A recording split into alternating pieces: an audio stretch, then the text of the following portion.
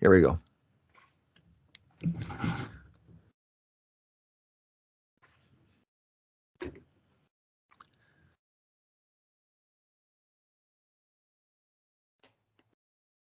Let's do this. The Cult of Hockey podcast by the faithful and for the faithful. I'm David Staples of the Edmonton Journal, and I'm here tonight with Bruce McCurdy. Hey, Bruce. Hey, David. How you doing tonight? Got a sore elbow. I was out at stick and puck, passing around the puck with my wife. And, actually, she was rushing in on me, practicing her rushes, and I fell to the ice, stumbled to the ice as I was making a transition. Banged up my elbow pretty good. You didn't elbow her. I did not. All righty. You awkwardly stumbled to the ice? You should have tried out for the Oilers tonight, David. You would have looked right at home out there. God, what a game. What a crap show that was, Bruce.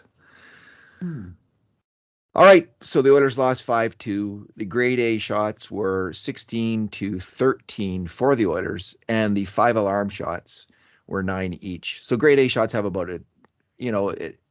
they average about 25% chance of going in. So it's, 20% plus shots of going in are considered grade A shots by us. And the 5 alarm shots they go in about a third of the time. We base a 5 alarm shot on a breakaway. The shootout percentage and the average shootout percentage in the NHL, if I'm not mistaken, is around 33%. So that's what a 5 alarm shot is. And both teams had 9. It was a really high event game for both teams. This was not a strong defensive game for either team. It could have been won by either team, but Edmonton just had the weaker goaltending, frankly. And this was with a couple goals called back where Smith looked good on neither of them, Mike Smith. So we're going to get into that. Bruce, this is our 2 good things, 2 bad things, and 2 numbers podcast. What is your good thing? All right. My good thing is going to be Oilers video coach Jeremy Kupel and video assistant Jason Petrowski, if he's involved in this specific aspect. I don't know. I expect it's probably Kupel's work. Detecting 2 razor-thin offsides at the Edmonton blue line on a pair of would-be Montreal goals. And those 2 calls kind of kept Edmonton in the game for longer than they should have. But he did his job. Trouble was when the shorthand or when the Montreal power play goal was disallowed, they had to put 27 seconds back on the power play clock. And that was too much. The Oilers had 40 seconds of power play to kill. And I said to my wife, geez, that's a lot of time to be putting back on the clock. How much faith do you have that they're going to kill this one off? And sure enough, they couldn't withstand even 40 seconds of second life after Jeremy Kupel, I hope I'm pronouncing his name right, got the call right for a second time. And Oilers actually won 3 video challenges in this game, and they still lost by 3 goals to the 32nd place team in the National Hockey League. How's that? That's crappy. Hard to find other good things with facing those startling facts. Yeah. So my good thing was the play of Philip Broberg. Is he still 20? I think he's still 20 years old, if I'm not mistaken. Yeah. His birthday's in June, I think. Yeah. Anyway, Oilers' first-round draft pick a few years ago, and a controversial pick it's turned out to be. I've always, from my viewings of the player, I've always thought he had a ton of potential. And tonight, I think we saw a little bit of it at the NHL level, which is the most encouraging thing of all, because that's where it's got to happen. When we've watched him in lesser leagues in the NHL, he's been inconsistent. There's been some games where he's really been good and gets involved in the play and is assertive. And that's what we saw for the first time, I think, at the NHL level tonight. Maybe we've seen it a bit before. But he's advanced from getting blown into smithereens in the preseason with hits, which was happening constantly when earlier this year in the preseason games, to tonight, Bruce, I thought he was the Oilers' best defenseman. And he kept a clean sheet, which means that he didn't make a major mistake on one grade A shot against at even strength. He was rushing the puck, making all kinds of plays. Um, there was early on, there was a very nice stretch pass. It kind of just uh, dissected the Habs defense right to McDavid, who sent in McLeod. Then I think on that kind of breakaway-ish chance that McLeod had early on in the game. Um, then we also saw McDavid and Draisaitl later in the game. They sent in Broberg himself rushing in, coming down the wing and cutting into the middle. And this is a play he can make at the NHL level, I believe, when he starts to get really involved. He's a strong player rushing the puck. And McDavid also set him up. Niemelainen charged into the corner, kind of caused a lot of ruckus. The puck pops to McDavid, who then set up Broberg in the slot for a one-timer, which was a really nice shot, one of the 5 alarm shots. So strong game on the attack, strong game on defense. And, man, I have no idea, Bruce, how he did not get a penalty called he got slashed right in the face, in the head, in the third period.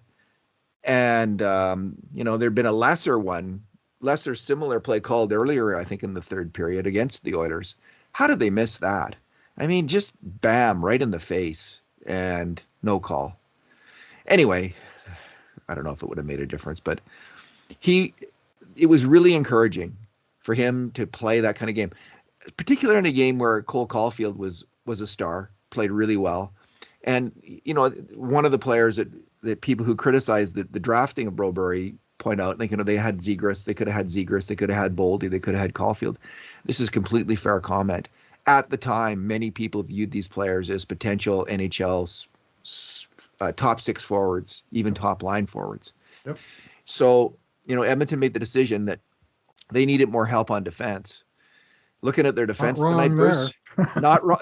They were not wrong. They're not wrong. So if Philip Broberg can continue to develop, it can still be a win, and maybe a huge win for the Oilers. It's yet to be seen, right? We don't know. But we know he's having a really good year in the AHL, in the American Hockey League. He's their number 1 defenseman when he's down there. Not bad for a 20-year-old. And we got a taste of it tonight in Edmonton. Yeah, this was what I would say by far his best game that he's played in the NHL. And you called him Oilers' best defenseman. I think doing the grades, I'm going to grade him as the Oilers' best player in this game.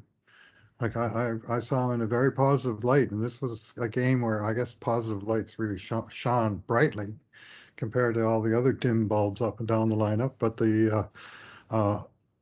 he had 2 very, very good shots on net himself. Broberg officially had 4 shots on the night to lead the D-corps, and he had 1 great shot from the slot that was a terrific save by Sam Montembeault, the latest Vezina Trophy quality goaltender playing against the Oilers, and the other one where Leon sent him in on the rush, and he came charging up the left side, and a little bit of an angle, but he took it right to the net, and he got a pretty hard shot. That was not an easy stop either. And I just liked his mobility, and he just looked to be more in command. And this is his 3rd stint in the NHL after a brief send down earlier this week, and it looks like he came back up with a bee in his bonnet and something to prove. And he's got something to prove, but it's high time he started to prove it. And tonight he started. Yeah, I mean, he's got the confidence of the coach. I think Woodcroft knows what this player is from Bakersfield. He knows what he has. So, and that's really good. That's a good thing. And what I saw tonight was a lot more composure in his previous games in Edmonton. I mean, he did have a good stretch of games when he first came up, as I recall. Like there was 2 or 3 games he was paired with CC, for instance, and he had a good game there. He had some good games in the bottom pairing. But this game, he looked like a whole different level of composure defensively, which is, obviously key for anyone trying to make it in the NHL in the defensive role. He looked in command on defense and playing his off side on the right side. He looked really good. I mean, and that's a good development. Especially, well, we'll see if Evan Bouchard, how sick. Apparently, Evan Bouchard left the game because he was ill, so not an injury, but the Oilers can ill afford to lose another right shot D-man right now. Alrighty, Bruce, your bad bad thing. What is your bad thing? I'm going to have to go with Edmonton's wretched special teams in this game, which Edmonton had 654 on the power play, during which time they mustered 4 shots and 0 goals, and allowed one, possibly 2 shorthanded goals. Though in truth, it's hard to blame the power play for the one shorty that was scored just as a guy was coming out of the box off a 4-on-4 situation. But they also got scored on again, and the video coach Jeremy Kopel came through to save the power play for that embarrassment when Darnell Nurse coughed the puck up, millimeter outside of the Edmonton blue line, apparently, and a Laurent Dauphin went in. Montreal, I think, fourth liner went in and made a very uh, weak deke from the side and managed to open Mike Smith up like a can opener and slide it along the ice right into the middle of the net off his backhand. Anyway, the power play got let off the hook there.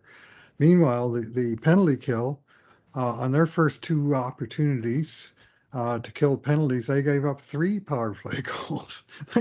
They got a second life on the one with the other video review call, and 30 seconds got put back on the clock, and 30 seconds later, the same guy that scored on him earlier got the same shot from the same place and beat the same goalie for the second time. And I tell you, I mean, this is against the Montreal power play that came into this game ranked 31st in the National Hockey League. I believe that's correct. And let me pull it up here again.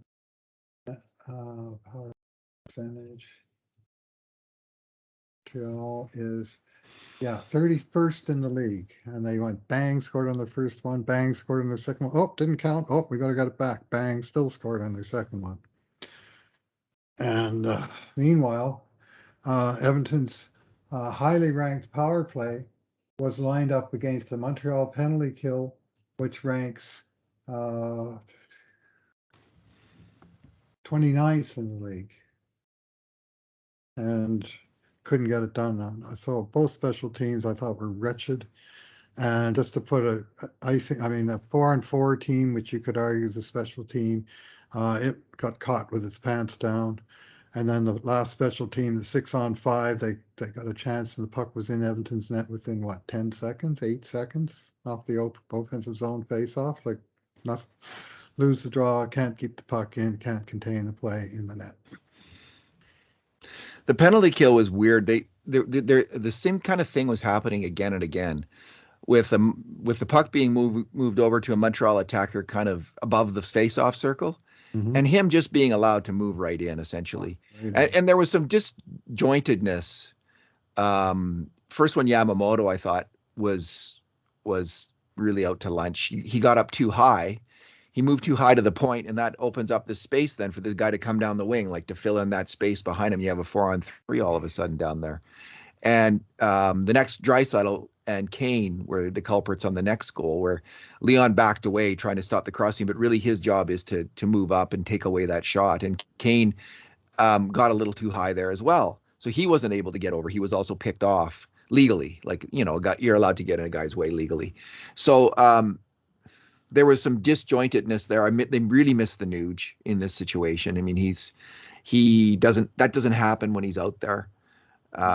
So as much, hardly at all. He and Hyman are really good together. That's their top PK unit, and this was his presence he was missed both on the power play, I think, and on the shorthanded situations. We're seeing that. Well, Yamamoto had 2 chances to clear the puck before he got caught too high in the zone. Both times he was unable to. First time he couldn't get it by a Canadian. The second time, I think he hit his own teammate Derek Ryan with the clearance pass, and both times the puck stayed in, and they stayed out for long shift, probably well over a minute. And of course, eventually the puck wound up in the net. I still don't like the two shorter players on the ice together in the PK, Yamamoto and Ryan. I think it allows for passing lanes. One of them works in tandem with a player who's a bit more of a space eater, but together. They're giving up. They give up too many cross seam passes. Bruce, my bad thing. And I hate to almost hate to say, but Mike Smith was just he looked like he was 100 years old in this game. And um, I don't know, Bruce. I just think this experiment's got to end. They've got to send him to the minors to get his game back. He is costing them games. He cost them this game. The grade A shots were about equal in this game in the 5 alarm shots. And the Habs got 4 goals plus the 2 others, I mean, where he didn't look good on. Like I didn't watch the one by Dauphin so closely. I watched the first one by Suzuki, and I thought that outside shot, I thought he should have had that. He had a clear view of it, and I just thought the first disallowed goal by Suzuki, I think he should have had. But on the goals that he did allow, we had him at fault on 2 of them.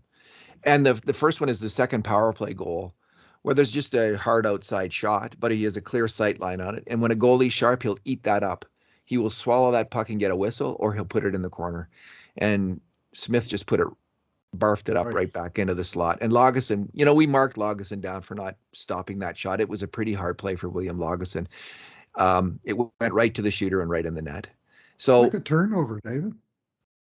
A rebound like that's like a turnover. Yeah, I think we should take Lagesson off as responsible, honestly. Maybe right on the guy's thick and in the net. The only thing you could say is he could have anticipated, like, be over there a little. Well, anticipate something's going to happen, and so just be on the guy. All right, so and then the other one was the 4th goal, and this is the breakout. Montreal's breaking up the ice, and the guy goes behind the net and puts it back through the slot to a wide open player. So on this play, there's a number of players at fault. There's Hyman and Yamamoto who it's a 4-on-4, I think, at that point, but they have 3 forwards out. Yes. And both Hyman and Yamamoto get too far up the ice. So they're caught out, and Nurse is back. And Nurse does a good job initially forcing the guy to the outside, but he allows the pass back through the slot, and Yamamoto and Hyman aren't back in time to stop the shot. But in the meantime, Smith has reacted so strongly to the guy with the puck.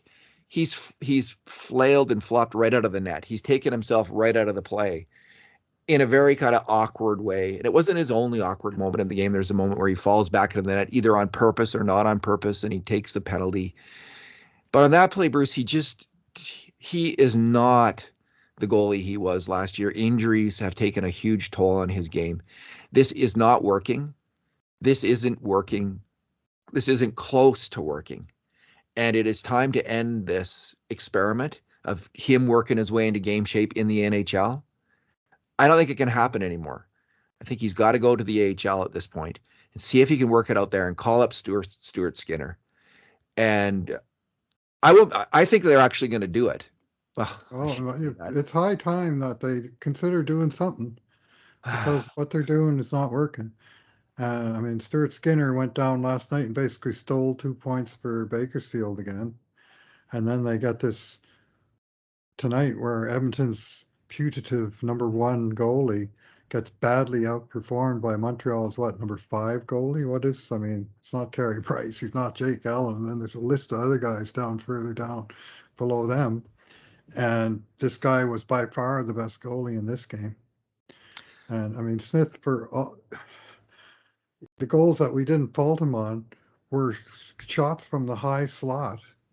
And he's like all the way back on the goal line all the time. Like, he's never even on the top of his crease, David. He's like Eddie Shore has got his neck tied to the crossbar. You remember that Eddie Shore and the Springfield Indians? They were called the minor league team in the AHL that was not affiliated with any NHL team. And Eddie Shore was their manager coach, and he was a despot. And he used to threaten his goalies, and I guess he did it in practice a couple times, to tie them to their nets. Well, Smith, for all of his famous wandering and puck handling skills, when the other team's got the puck, it's like he's rooted onto the goal line. I bet if you did a forensic analysis of his skates, you'd find red paint on them from the actual goal line, because that's where he is all the time. Like, he never's cutting down any angles, and he's fighting it. He's fighting hard. Like, I'm going to be careful as to how I'm going to criticize him, because I don't think it has anything to do with effort or desire or any of those things. I think he's hurt. I really do. I think he's been hurt since October 19th. I don't think he's ever been right since he came back. Yeah, he's been in the NHL for how many seasons? Like this isn't like this guy is driven, Mhm. absolutely Yeah, driven to succeed. And Bruce, we're saying all this as people who really like Mike Smith as a player. I think I think heading into the season, I said he was my favorite player on you the did. Oilers. I did, but And you did. and and he it's because he was such a team leader last year. I mean, he played really well, but he seemed to fire up that team and inspire the team. He played great hockey. And this year I agree, it's one injury after another. And this is why I'm saying he's got to go to the farm. Like he's got to work this out somewhere else.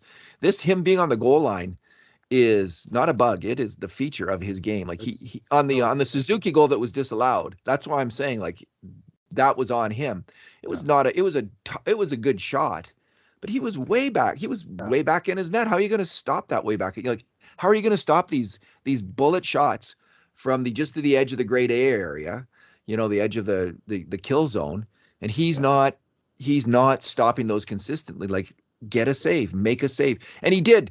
There were, as we say, nine five alarm shots. There was lots of tough shots for Mike Smith tonight, and he saved some of them. He looked good. He stopped at least one breakaway, and he made some other really good stops. But there was so many bad rebounds. There was another bad rebound in the second that led to two five alarm shots from his rebound play. Something's not on, and well, okay. I don't know what they're going to do. What do you think? Do you think they actually will take action now, Bruce? They might just call Skinner up and have three Yeah. goalies. Well, That's probably what maybe, they'll do. maybe, But but they're going to make send him room for him. down. Send him down to give him a chance to get his game together. No one's going to take his contract. So send him down. Yeah, well, it's got to, it's got to be ringing alarm bells at some point. You wonder about what's going on. The general manager here, he used to be a goalie, for goodness sake. He was a goalie. You expect him to be an expert on goalies. And Well, yet, here we are. maybe he's so the heading into the game. I wrote a post about this, Yeah. and the only thing I said that gave me a ray of hope on this whole thing was in the 2019-20 season. Um, in November and December, Smith went through a longer run of games than the one he's on, where he played atrocious hockey, like an 850 save percentage over 12 games or something like that. It was in that range, and I thought, and most fans thought, I think he's done as a goalie. It's over. We've seen this in the past where he's not played well. Tippett stuck with him and was rewarded. He played in the rest of the season and fought a couple of months of the season. He had I think a 911 or 913 save percentage, something like that, above league average, and he played well, and then came back last year and was fantastic. He really was. He had arguably the best year ever that we've seen for a goalie that age last season. So I was certainly rooting for him. I'm still rooting for him, and I think, like, if we want to frame this positively, maybe they can't trade for a goalie, Bruce. Maybe there's not a trade to be had that's going to make sense for the Oilers. There's just not going to be someone available at the right price. So they might still need Mike Smith. They need to find out if Stuart Skinner can play or not at the NHL level, if he can carry this team into the playoffs, because it's happened that goalies come up from the AHL after solid runs of play there, as Stuart Skinner has had, and they can do that. If Skinner cannot do that, they need to know if they can get something out of Mike Smith. And the only way to find that out, I think, is to have him go to Bakersfield for a month and see if he can get his game in order. Play him a lot down there. See if he can work out the kinks and get back to where he was last season. So it is not to hurt Mike Smith that you do this. It's to give him one last chance at an NHL career and about helping the Oilers this season. That's why you do it. Yeah, I'll be interested to see if it happens. I think it's more likely they put him on IR, to tell you the truth. And I do think he's hurt. I don't think he's Yeah. been right. And maybe giving Skinner the look is the thing. Somebody on Twitter pointed out yesterday, and it's right on. Dallas Stars, they have two veteran goalies in Braden Holtby and Anton Hudobin. and a 23-year-old kid, exact same age as Stuart Skinner. Guess who's taken over the #1 reins of the team after, they gave him solid chances through the first half, and all of a sudden now Jake Ottinger, he is the #1 goalie in Dallas, and they're on a roll. And in Edmonton, it's like Skinner is the third choice, the third choice, the third choice. And since his first 2 games of the season, Smith was good, and I mentioned October 19th that he got hurt against Anaheim. Including that game, he is .877 with a .386 goals against average, 3 wins, 8 losses, and 1 other loss. He's not helping the team. He just does not help. It's time to act. And I suspect you're right, Bruce, that he'll go on to IR. He looked like he got shaken up tonight, and that's probably the most likely thing. That said, then, maybe then you can get a 2-week conditioning stint at least, out of it in right. Bakersfield at the end of that, instead of trying this again, because this isn't. They've tried this 2 times, 3 times now. This isn't working. Yeah. I don't think anything's going to work. If I had to bet on it, I'm really hoping for the player. I don't think he's healthy enough to come back this year at least, and he's got a contract for next year, so we'll see what happens then. But it's time to move on. It really is, and we'll see. Do something different, because this recipe is not working. It is not. So. And the other thing is, Jay Woodcroft knows Stuart Skinner, obviously, and has worked with him for what, 4 years now. So that there's a comfort level there too that could benefit both the player and the team. All right, your number, Bruce. Yeah, my number also relates to Mike Smith, and that's 11 of 13. And that's of Mike Smith's last 13 starts, dating back to October 19th.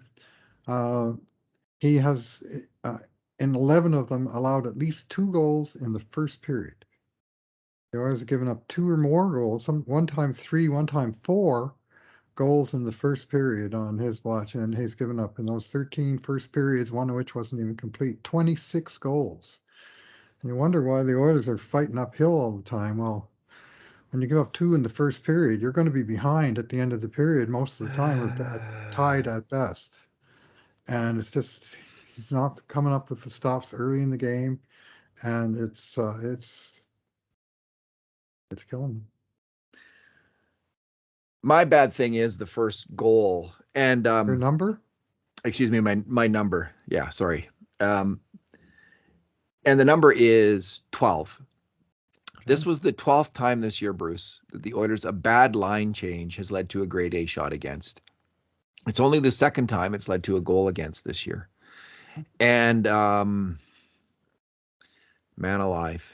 So when I was watching the play, initially I just couldn't believe what I saw with Niemelainen's pass. I'm thinking, what? Who does that? Throws it blindly up the boards, awkwardly, blindly up the boards, not taking a look, and passes it right to Mikko Koskinen. It's a Finnish thing. Passes it right to the wrong guy, just like Mikko Koskinen did. He passed it to a sniper Kubalek, and this time it went to Cole Caulfield, right? Like the last guy on the Habs, you want to give time to walk right in off the wing and pick his shot. So initially I was really down on Niemelainen and thinking, and then I thought, I need to take one more look, because if you think about it, Caulfield was right at the blue line. Why was there no Oilers winger there? So if you go back and watch the replay, what you'll see is Zach Hyman coming straight across the ice rather slowly. And instead of thinking, oh, it's in our zone, and maybe not change until I get out of zone, he skates there, and Niemelainen sees him evidently skating across the ice and thinks he's going to be there on the wing and I'm going to pass it to him. And instead Hyman shifts off and there's no one there. There's a ghost. And so instead of passing it to Zach Hyman, another player shifts on and there's no one there. And Niemelainen didn't look up to check again, which was his mistake. Right. And goal again. So he did make a mistake. It wasn't quite as horrendous as I thought initially. It wasn't a solo unassisted error. Yeah. Like we thought. But that was a bad line change that Hyman made, and Hyman had a rough night in some regards. Like he was caught up ice a couple times. He was caught up ice. We already mentioned the 4th goal where he was caught up ice, and that was like you might expect Niemelainen, he might be thinking, well, Niemelainen has full possession of the puck.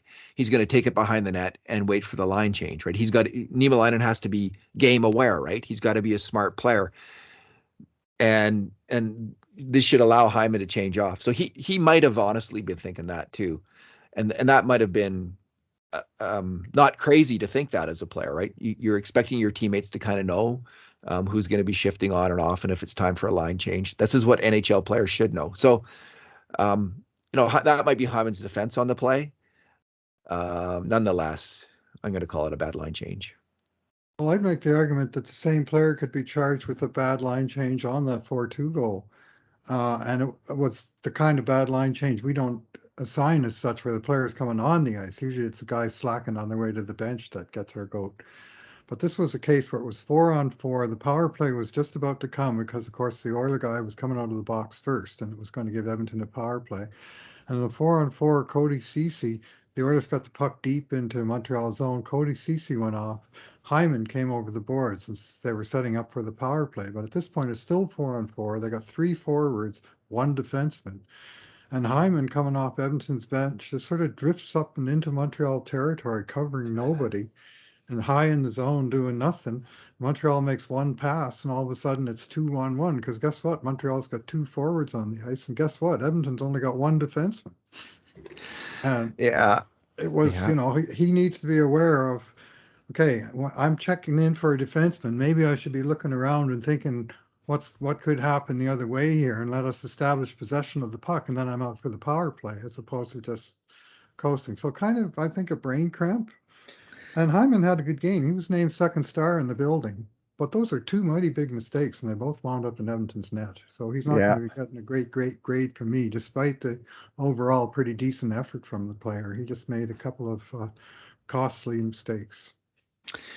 Yeah, he came off the bench and skated right into the red light zone. Light district, yeah. Red light thinking district. The same thing. It was in the other team's, past the other team's blue line this time, but that's where he was. Not covering anyone and not covering off any passing lanes. Yeah, that's what bad defending is in the NHL. That's the epitome of it. And Yanni Pitkinen was famous for that, and we've seen it from other players.